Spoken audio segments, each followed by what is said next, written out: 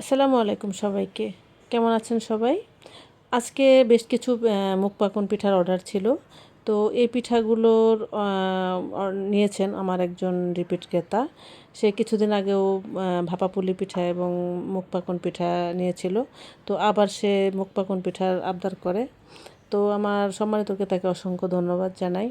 আসলে মুখ পাকন পিঠাটা একটু অন্যরকম, মানে এই পিঠাটা বানানো বেশ এর ভাজার মানে বিশেষত্ব একটা আছে।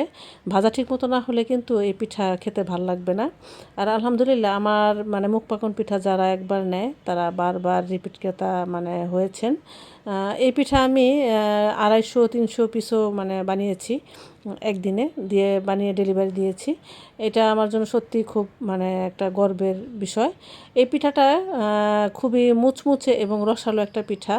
বাহিরটা ক্রিস্পি এবং ভেতরটা রসালো, বেশ ভালো লাগে। আর পিঠা আসলে নগদ বানিয়ে ডেলিভারি দেওয়াটাই ভালো, বাসি হলে ভালো লাগে না। ধন্যবাদ।